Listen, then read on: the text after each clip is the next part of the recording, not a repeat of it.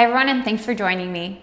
Iran just sent missiles raining down on the biggest US base in the Middle East. And now, all hell could break loose. What Trump's response will be is always an unknown. But what we know is that Iran fired at least 6 ballistic missiles at Al Udeid, the nerve center of US operations in the region. That base houses thousands of troops, jet fighters, drone units, surveillance squadrons, you name it. It's CENTCOM's headquarters for the entire Middle East. Before the missiles flew, Qatar closed its skies. Qatar is a US ally, but it also has diplomatic and economic ties to Iran. So shutting down airspace ahead of the strike, that's a clear signal that someone knew it was coming. Iran's Revolutionary Guard called this Operation Fatah's Blessing, broadcasted it live on state TV.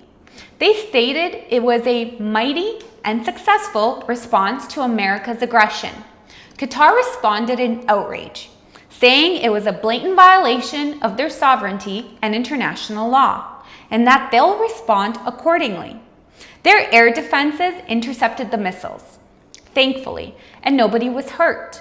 Explosions were heard across Doha, and sirens sounded not just there, but in Iraq, Kuwait, and Bahrain too.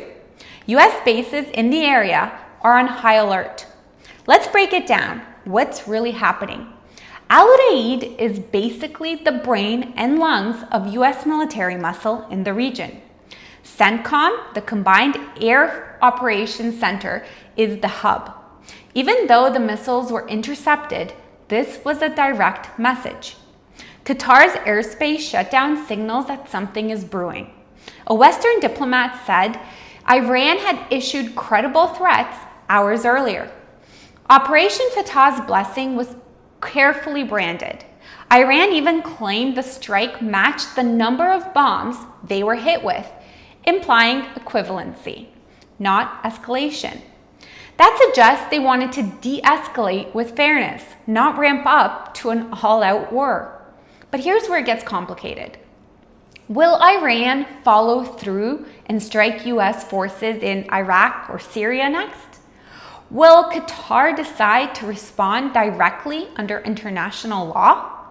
Will Gulf nations tighten security or even consider aligning more defensively with Western conditions? Bottom line, Iran just demonstrated they will aim to hit high-value US assets. Prime Minister Carney is currently in Brussels, and he is set to give a press briefing as well. I'm sure much of the talks are related to current war conditions and avoiding further escalation.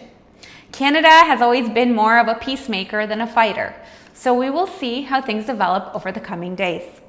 Thank you so much for watching. Please give this video a thumbs up or hit that subscribe button and tap on the bell so you stay in the loop. Please share this video if you care about global security, because let's be honest, these aren't distant issues. Thank you so much for watching and have a great evening.